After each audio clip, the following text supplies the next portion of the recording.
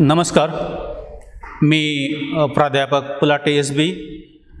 रयत शिक्षण संस्थेचे राव बहादूर नारायणराव बोराके महाविद्यालय श्रीरामपूर. आज इयत्ता 12वी विषय मराठी पाठ क्रमांक 10 दंतकथा भाग 2 आज आपण अभ्यासणार आहोत. दंतकथा या पाठाचे लेखक आहेत वसंत सबनीस. मागील भागामध्ये पंचमहाभूतापैकी 6वं भूत म्हणून दाताचा उल्लेख लेखक करतो आहे. मराठी भाषेमध्ये दाताबद्दल आदर नाही हे पण अधोरेखित करतो आहे. ज्यांचे दात दुखत होते त्यांच्याबद्दल थट्टा लेखकाने केलेली होती. दात येताना आणि गेल्यानंतरसुद्धा त्रास देतात हे सुद्धा लेखक नमूद करतात. दात आल्यानंतर ते सळसळ करतात, मग इतरांना चावणं त्यातून होतं. लेखक म्हणतात, आजही मी लहानपणी फार चावत असल्यामुळे तो धसका घेऊन आजही लोक माझ्यापासून दूर पळतात. तर त्यावेळेस मला पण त्रास झाला असेल हे निश्चितच. मी पण इतरांप्रमाणे रडलो असेल हे पण निश्चितच आहे. दात पडल्यानंतर पश्चाताप होतो हे सुद्धा लेखक या ठिकाणी सांगतात. दाती तृण धरणं म्हणजे शरण येण्यासाठीच दातामध्ये गवताची काडी धरणं यासाठी एक एवढा उपयोग या दाताचा या ठिकाणी करत असावेत असंही म्हटलेलं आहे. एवढंच नव्हे तर बाकी कोणताही आवय तुटल्यानंतर पुन्हा येत नाही, पण दात मात्र आल्याशिवाय राहत नाही असंही दाताबद्दलचं आपलं निरीक्षण लेखक या ठिकाणी नोंदवतात. त्यांच्या गावातील असणारा परशा पहिलवान की ज्याच्या देहबोलीमध्ये अत्यंत रगेलपणा होता, त्याने रानामध्ये अनेकदा लांडग्याची झुंज केलेली होती आणि लांडग्याचे सोळे नुसत्या काठीच्या तडाख्याने त्याने पाडलेले होते. असा आयटी चालायचा की वनराजच छातीत की पुढे असायची की अनेकदा त्याची छाती दिसायची आणि नंतर अर्ध्या मिनिटांनी त्याचा चेहरा दिसायचा आणि प्रत्येकाला तो आपल्या पहिलवानीबद्दल उर्मटपणे सांगायचा. आणि लेखकाचं तर नेहमी एक प्रकारचं त्यांचं जे शरीरयष्टी होती फक्त हाडच आहेत असं म्हणून मिश्किलपणे हसायचा. लेखकाच्या खांद्यावर मोठा प्रेमाने दणका द्यायचा, पण त्याचा त्रास मात्र त्यालाच व्हायचा. त्याच्या हाताला लेखकाच्या हाडं टोचायची. पण हाडाच्या बाबतीत का होईना आपण इतरांपेक्षा वरचढ आहोत याचाच आनंद लेखकमध्ये मला अधिक वाटायचा. आपल्या ताकदीची मस्तीत परशाला फार घमिंड होती. स्वतःचा उल्लेख तो सिंह असा करायचा. असला हा सिंह जेव्हा दातदुखीने हैराण झाला तेव्हा लेखकाने थट्टेन त्याला म्हटलं, अरे सिंहाचे दात कधी दुखतात होय? आणि त्यावर त्याने कसला सिंह घेऊन बसलाच मर्दा, ह्या दातानं सिंहाचा पार बकरा करून टाकला आहे असं म्हणून त्याने दातदुखीची दर्दभरी कहाणी लेखकाला ऐकवली होती. आणि अखेरीस म्हणाला होता, अरे सिंहाचं नव्हं, नरसिंह आला तरी दातामोरं त्याचं काही चालायचं नाही. सिंहच नव्हे तर नरसिंह म्हणून जरी आला ना तरी दातापुढे त्याचं काही चालायचं नाही. अशा प्रकारची दाताबद्दलची जी हकीकत आहे तो परशा पैलवान लेखकाला सांगतो आहे. इथपर्यंतचा भाग आपण मागील भागामध्ये बघितलेला आहे. दुसऱ्या भागामध्ये आपण बघणार आहोत लेखकाला आपलाही परशा होईल असं वाटत नव्हतं तोपर्यंत. म्हणजे जोपर्यंत दात दुखत नव्हते तोपर्यंत लेखकाला इतरांच्या दातदुखीचा थट्टेचा विषय व्हायचा. परंतु नंतर काही काळाने लेखकाला जेव्हा कळालं की आपलाही दात दुखायला लागलेला आहे आणि त्यावेळेला लेखक म्हणतात, माझा नक्षा पार उतरला. नक्षा उतरणे म्हणजे अभिमान गळून पडणे.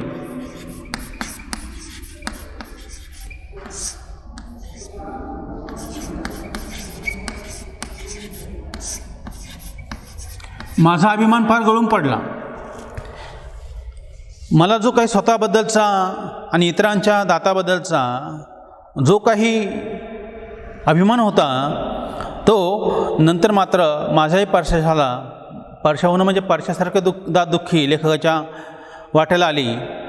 आणि मग त्याबद्दल दात इंद्रियाबद्दल एक कार्य दुखणे हेच असावे असं त्यांना वाटू लागलं की दात ह्या इंद्रियाचे एकच कार्य दुखणे. जन्मात एकदाही दात न दुखलेला मनुष्य लेखक म्हणून मला तरी अजून आढळलेला नाही. असा कोणीच असला तर तो कमनशिबीच असला पाहिजे. ब्रह्मांड पाहण्याचा योग त्याच्या नशिबीच नाही असंही लेखक आपल्या दातदुखीबद्दलचं समर्थन करतो आहे. जेव्हा दात दुखायला लागला तेव्हा लेखक म्हणतो मी प्रथम काय केलं असेल की आतापर्यंत ज्यांच्या दाताबद्दल मी थट्टेने बोललो होतो त्यांची मनातल्या मनात मी माफी मागितली. हा दात मला इतका ठणकू लागला की आतापर्यंत डोळ्याने पाहून निमूटपणे जे समोर आलं तर गिळवणारा चावणारा दात एके दिवशी काही कारण नसताना ठणकू लागला. आणि असा ठणकू लागला की लेखक म्हणतात माझी अवस्था हीनदीन झाली होणे. माझी अवस्था हीनदीन झाली म्हणजे अतिशय दयनीय झाली. दयनीय अवस्था होणे. माझी अवस्था अतिशय दयनीय झालेली आहे.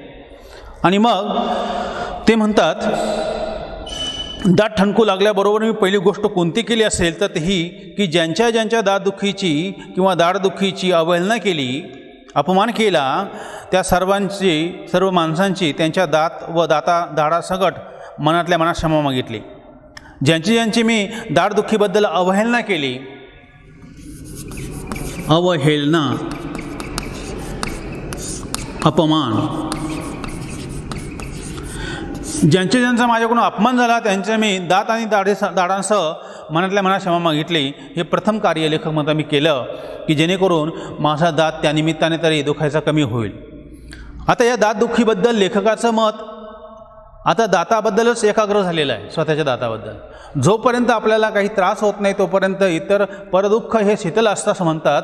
तसंच लेखकाचं या ठिकाणी झालं. आणि मग दात दुखायला लागला की तो मुळापासून दुखू लागतो किंबहुना दाताला मूळ असतं हे तेव्हा फक्त दुखायला लागला म्हणजेच कळतं असंही लेखकाचं मत झालेलं आहे.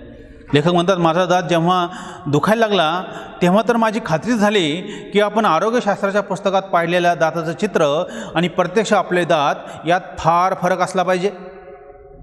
आपल्या दाताला मूळ नसून झाडासारख्या मुळ्या असल्या पाहिजेत आणि त्या हिरड्यांत सर्वत्र पसरल्या असल्या पाहिजेत. नाहीतर सगळेच दात दुखत असल्याचा भास मला का व्हावा. म्हणजे दाताला मुळ्या असाव्यात आणि ह्या मुळ्या एकमेकांमध्ये जखडलेल्या, त्यामुळे एक दात दुखलं की सगळे दात दुखल्यासारखं का व्हावं. म्हणजे प्रत्येक दाताला हात लावून पाहिल्यानंतर ज्या दाताने शंख करायला लावणे म्हणजे ओरडायला लावणे, तो दुखरा दात याची खात्री झालेली आहे. शंख करायला लावणे,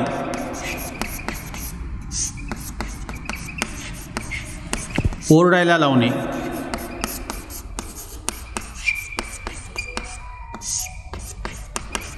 किंबहुना दातदुखीमुळे माणसं ओरडतात. इतके या दाताने त्रास या ठिकाणी दिलेला असतो. आणि त्यामुळे लेखक म्हणतात मला या दाताने शंख करायला लावलेला आहे. शंख जसा वाजवतो आपण त्याप्रमाणे दातदुखीमुळे लेखकाला त्रास सहनच होत नव्हता. मग लेखक ओरडत होते, त्याला शंख करणं असं म्हटलेलं आहे. दुखऱ्या दाताला लहानसा स्पर्शसुद्धा सहन होत नव्हता, खपत नव्हता. बरे दुखणे तरी साधे सरळ असावे की नाही तेही नाही. एखाद्या कवीच्या मनातील जिप्शीसारखा एखादा लाकूड तोड्या लेखक म्हणतात माझ्या दाताचे मुळाशी बसलेला आहे आणि तो एकामागून एक असा घाव घालतो आहे. लाकूड तोड्याची उपमा या ठिकाणी लेखकाला जिप्शीच्या कवितेतून आठवलेली आहे. या जिप्शीच्या माध्यमातून लेखकाला वाटतं की अचानकपणे कोणीतरी आतमध्ये यावा आणि आपल्या मनाची हुरहुर वाढवावी. तसं दाताच्या मुळाशी हा लाकूड तोडा बसलेला आहे आणि तो कुऱ्हाडीचे घाव त्या मुळावर घालतो आहे. जसं लाकूड तोडावं त्याप्रमाणे दाताच्या मुळ्यावर हा घाव घालतो आहे. त्यामुळे दात आणखीन ठणकतो आहे, दाह होतो आहे, त्रास होतो आहे. अशा रीतीनं एक वेगळी भावना लेखकाच्या मनात निर्माण झाली, अगदी कवीप्रमाणेच. असे म्हणतात की दिवसभर सभ्य दिसणारी माणसं रात्री आपल्या खऱ्या रूपात फिरतात, चोर, दरोडेखोर वगैरे वगैरे. दात हा सुद्धा अवयव अशाच माणसासारखा असावा असंही लेखकाचं मत झालं. कारण दिवसभर सभ्य माणसासारखा म्हणजे जराही दुखत नसलेला हा दात रात्री मात्र दुखल्याशिवाय राहत नसायचा. अधूनमधून दुखणारा हा सभ्यपणाने दुखवणारा दात रात्री राक्षसासारखा अक्रार विक्रार का होतो? दातात आणि चोरात साम्य असते ते याच बाबतीत दोघेही रात्री गडबड करत असतात. दात आणि चोर यातलं साम्य लेखकाला जाणवतं. दोघंही रात्री गडबड करतात म्हणून हे साम्य लेखकाने इथे अधोरेखित केलेलं आहे. राक्षसासारखा अक्रार विक्रार रूप या ठिकाणी दात घेतो आणि त्रास देण्याचं काम करतो. आता हा दात दुखण्याने लेखक म्हणतात मी आध्यात्मिक तत्वचिंतनसुद्धा करायला लागलेलो आहे. दात दुखतो तेव्हा मला साक्षात्कार होतो, म्हणजे अनुभव येतो तो की दात हे सत्य आहे, जग मिथ्या आहे. मिथ्या म्हणजे खोटं. भौतिक दृष्टीने जग मिथ्या आहे असं आध्यात्मिक चिंतनातून लेखक मला जाणवलं. आणि त्या क्षणी संसार असार वाटतो. संसारामध्ये काही तथ्य नाही, संसारामध्ये काही सार नाही असं वाटतं. त्याला आसार म्हटलेलं आहे. नेहमी हवेशी वाटणारे शेंगदाणे दगडासारखे बेचव लागतात. बायको व मुले हा केवळ भास होतो असं वाटत राहतं. समोरून येणारी एखादी सुंदरी डोळ्यांना जाणवतच नाही आणि दाताचा ठणका मला ब्रह्मांड दाखवू लागतो. श्रीकृष्णाने ज्याप्रमाणे आपल्या तोंडातून संपूर्ण ब्रह्मांड दाखवलं होतं, त्याचप्रमाणे लेखक म्हणतात हा दात इतका दुखतो की मला ब्रह्मांड आठवतं. आणि त्यामुळे इतर ज्या वस्तू आहेत, अगदी शेंगदाणे जे आहेत ते दगडासारखे वाटणं, बायका मुले ह्या केवळ भास आहे असं जाणवणं, कारण जग हे मिथ्या आहे, संसार आसार वाटणं, या गोष्टी या ठिकाणी निर्माण झालेल्या आहेत. आणि दात एकच सत्य हे लेखक मला पटलेलं आहे. रात्रभर लेखक म्हणतात माझ्या ह्या ब्रह्मांडाच्या 10-20 फेऱ्या तर सहज होतात आणि पहाटे ब्रह्मांड मिथ्या असून दात सत्य आहे. अशा प्रकारची अतिशयोक्ती लेखकाने वापरून दाताबद्दलची एक चिंतनात्मक बाब अध्यात्मदृष्टीने सांगितली आणि त्यामधला अतिशयोक्तीपणा लेखकाने या ठिकाणी आपल्यासमोर मांडलेला आहे की 10-20 फेऱ्या तरी ब्रह्मांडामध्ये जाऊन येण्याचं काम लेखकाचं या ठिकाणी होत असतं. आता माझ्याबद्दल लोकवाद फार आहेत. लोकापवाद म्हणजे लोकांपेक्षा अपवाद म्हणूनच त्यांनी आपल्या बाबतीमध्ये अपवादामध्ये एक छोटीशी गोष्ट घडली की खूप काही बोभाटा करणं किंवा आपलंच मत किंवा आपलं जे काही खरं आहे तेच मांडणं, हा जो अपवाद आहे तो लेखकाच्या वाट्याला या ठिकाणी आलेला आहे. दातदुखी ही त्यातून लेखक माझी सुटली नाही. आता माझ्या दातदुखीच्या काळात संबंध आळीला रात्रभर झोप मिळत नसते, पण माझा यावर लेखक विश्वासच नाही. अर्थात आळीतील सर्व लोक आळीपाळीने माझ्या घरात डोकावून फक्त दातदुखीच ना असा सवाल करून जातात, हे खरं आहे. पण यावरून त्यांना झोप येत नाही असा निष्कर्ष काढणे बरोबर नाही. लोकापवाद म्हणून माझं जे दुखणं आहे लोकांना फार वेगळं वाटतं. मी रात्रभर लोकांना त्रास देतो, माझ्या ओरडण्याने त्यांना झोप येत नाही, संपूर्ण आळी जागी असते. लेखक म्हणतात हे काही खरं नाही. आता प्रत्येकजण येऊन माझ्या घरात डोकवायचं आणि दात दुखीच ना याची खात्री करून घेतो, पण याचा अर्थ ते रात्रभर जागे असतात. या निष्कर्षापर्यंत लेखक म्हणतात मी येऊ शकत नाही, तो निष्कर्ष काढणं योग्य होणार नाही. आता मागच्याच दातदुखीच्या वेळी लेखक म्हणतात मी पलंगाच्या कोपऱ्यात दोन्ही हातात तोंड धरून बसलो होतो. आता दातदुखीच्या काळात सामान्यतः लेखक म्हणतात मी नेहमी असंच बसतो, पण की पलंगाच्या कोपऱ्यात दोन्ही हातात तोंड धरून बसणं. चेहऱ्यावर बहुधा कोणीतरी नुकतीच थोबाडीत मारल्याचा भाव असावा, कारण मी आरशात पाहत नाही. तोंडातल्या तोंडात दाताला आरसा कशाला? मी घशातल्या घशात आवाज बंद करण्याचा प्रयत्न करूनसुद्धा तो बंद होत नव्हता. घसा आणि जीभ फितूर झाली होती. मी फार मोठ्याने ओरडत होतो असे बायकोचे मत होते आणि माझ्या बाबतीतील बायकोचे मत हे बहुधा संबंध आळीचे मत असते. संपूर्ण आळीच लेखक म्हणतात माझ्या या आजाराला वैतागली होती. मी मात्र पलंगाच्या कोपऱ्यामध्ये दोन्ही हातात तोंड धरून बसलो होतो. दरवेळेला दात दुखायला लागले की मी असाच बसतो असंही लेखक सांगतात. कोणीतरी आपल्या थोबाडीत मारलेली आहे आणि त्यामुळे माझं थोबाड सुजलं असावं असं मला वाटतं, म्हणून मी आरशात पाहत नाही. हातच्या कंगनाला आरसा कशाला या म्हणीप्रमाणे लेखक म्हणतात तोंडातल्या तोंडात दाताला आरसा कशाला? घशातला घशात आवाज बंद करण्याचा लेखक प्रयत्न करतो, परंतु तरीही इथे तोंड बंद होत नव्हतं, आवाज येतच होते. दात आणि जीभ फितूर झाली होती. ते शत्रूला मिळालेले होते. फितूर होणं म्हणजे विरोधी वर्तन करणं. आणि मग लेखक म्हणतात मी फार मोठ्याने ओरडतो आहे असं बायकोचं मत होतं. आणि तिचे ह्या मताला आळीतले लोकसुद्धा सहमत होते. ते संबंध आळीचं एकमत झालेलं होतं. आणि मग बायको ओरडायची त्यांच्यावर, अहो केवढ्यांना ओरडताय, लोकांना काय वाटेल, अशी दमदाटीसुद्धा लेखक म्हणतात माझी बायको करायची. त्यावेळी मी अगदी केविल्याने म्हणायचं, माझा दात दुखतोय, त्याला मी काय करू. पण शेजारी पाजारी माणसं राहतात, ती काय म्हणतील, अगदी लहान मुलासारखे काय थैमान घालतायत. बायको मात्र ते लेखकाचं ऐकत नव्हते. तुमचं दात दुखतंय पण शेजारी पाजारी माणसं राहतात ना, ती काय म्हणतील, अगदी लहान मुलासारखं तुम्ही थैमान घालतायत, थैथैट करतायत, सहनशीलता अजिबात नाही आहे. लेखक मात्र चिडून म्हणजे दात दात दात, ते कळलं आहे, तुला कळलं, सगळ्यांना कुठे कळलं आहे, म्हणजे सगळ्यांना कुठं कळलं आहे माझा दात दुखतो आहे, मला तुलाच कळलेलं आहे. आज सगळ्या जगाला का कळायला पाहिजे, थोडा तरी सुशिकपणा दाखवा ना म्हणते मी, असं बायको त्यांना समजावच्या स्वरात म्हणते आहे. पण लेखक मात्र मानायला तयार नाही. तू लाख म्हणशील, तू लाख म्हणतेस दात तुझा नाही तो माझा आहे, माझ्या दातदुखीबद्दल मी किती ओरडावं हे ठरवणारे तू कोण. लेखक तर्क वितर्क करतात.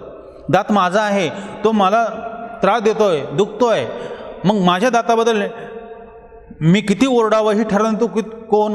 कमी ओरडावं सोशिकपणा आहे की नाही याबद्दल लेखकाचं मत नाही आहे. माझा दात आहे, मी पाहिजे त्याचा ओरडू शकतो, किती ओरडावं हे तू सांगू नकोस, असं लेखक प्रामाणिकपणे आपल्या पत्नीला सुनावतो आहे. आणि मग त्राग्याने पत्नी म्हणते, मग खुशाल ओरडा, ओरडीन सोडतो की काय, आई गो मेलो. अशा प्रकारची किंकाळी लेखकाच्या दातदुखीतून निर्माण होते. आणि मग बायको त्यांना म्हणते, आता गप्प बसा जरा, मी कापूर देते दाताखाली धरायला, त्यानं ठणका तरी कमी होईल.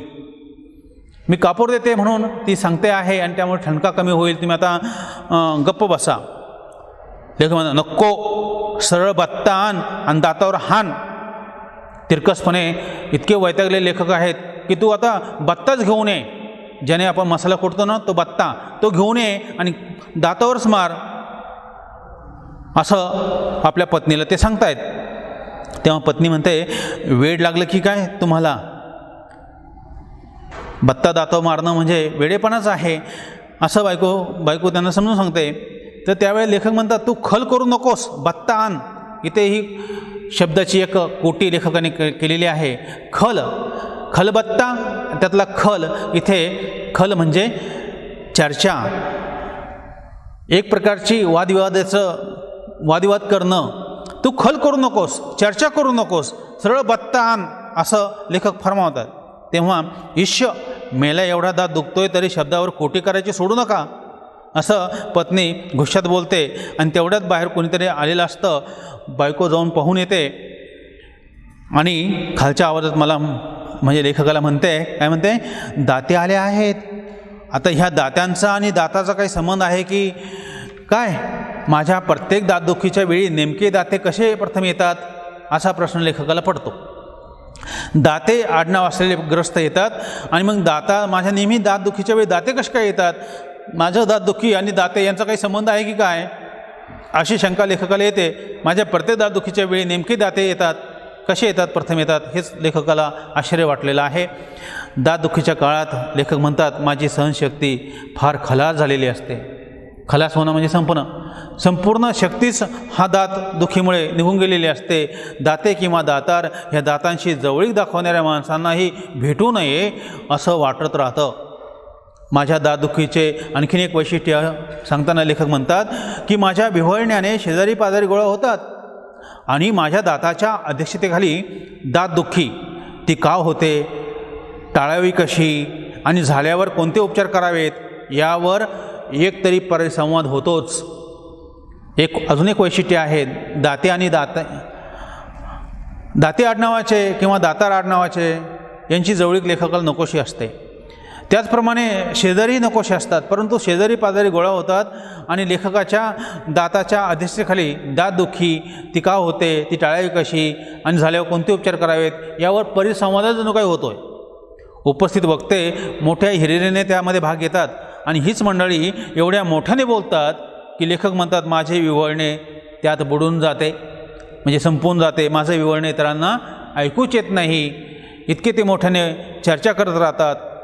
लेखक म्हणतात माझा अनुभव असा आहे की दातदुखीवरील चर्चेने दातदुखी मुळीच कमी होत नाही. दातदुखीवरील खूप उपचार मला पाठ झाले आहेत. माझा दात दुखू लागला की मी बायकोला त्यातले काही उपचार करायला सांगतो आणि तीही आपले काही उपचार करते. अशी मिळून 20-25 प्रकारची औषधे बोळे माझ्या दातामागे लागतात. 4 दिवसांनी दात दुखायचं थांबतो. आता कशामुळे थांबला याचा शोध करायचा मी भानगडीत पडत नाही. दात दुखणे थांबल्याचे कळल्याबरोबर परिसंवादातील सगळे वक्ते आपलाच उपचार लागू पडला की नाही याची खात्री करून घेण्यासाठी येतात. मी कोणाचेही मन दुखवत नाही. प्रत्येकाला त्याने सुचवलेल्या उपायानेच गुण आल्याची कबुली देऊन मोकळा होतो. सगळे खुश होतात. दंत आघाडीवर सर्वत्र सामसूम होते आणि एखाद दुसरा महिना जातो आणि पुन्हा तोच दात, तोच ठणका आणि तेच उपचार यांचा पुन्हा प्रयोग होतो. 20-25 तरी लेखक म्हणतात औषधं माझ्याकडे आहेत आणि मग या 20-25 प्रकारचे औषधाचे बोळे माझ्या दात्यामागे लागतात. 4 दिवसांनी दात आपोआप बंद होतो, दुखायचा बंद होतो. पण तो कशाने बंद झाला लेखक म्हणतात मी शोधण्याच्या भानगडीत पडत नाही. आणि मग परत आमच्या आळीतले लोक येतात आणि आपण सुचवलेल्या उपायामुळेच बहुतेक फरक पडला असेल असं सांगतात. लेखक म्हणतात मी कोणालाही नाराज करत नाही. सगळ्यांची कबुली, सगळ्यांचं जे उपचार केले त्याची कबुली देतो आणि ते उपचार केल्यामुळेच माझा दातदुखी थांबलेली आहे असं आवर्जून सांगतो आहे. आणि एखाद दुसरा महिना जातो न जातो तोच पुन्हा दातदुखी सुरू होते. पुन्हा प्रथमासारखेच प्रथम उपचार या ठिकाणी सुरू होतात. पुन्हा या ठिकाणी दातामागे बोळे लावले जातात आणि परिसंवादही होतो. पुन्हा 2 हातामध्ये तोंड धरून लेखक पलंगाच्या कोपऱ्यामध्ये जाऊन बसतात. विद्यार्थी मित्रांनो, आपण इथे थांबूया. बघूया पुढच्या भागामध्ये लेखक आपल्याला अजून काय सांगतायत ते. भाग क्रमांक 3 भेटूया.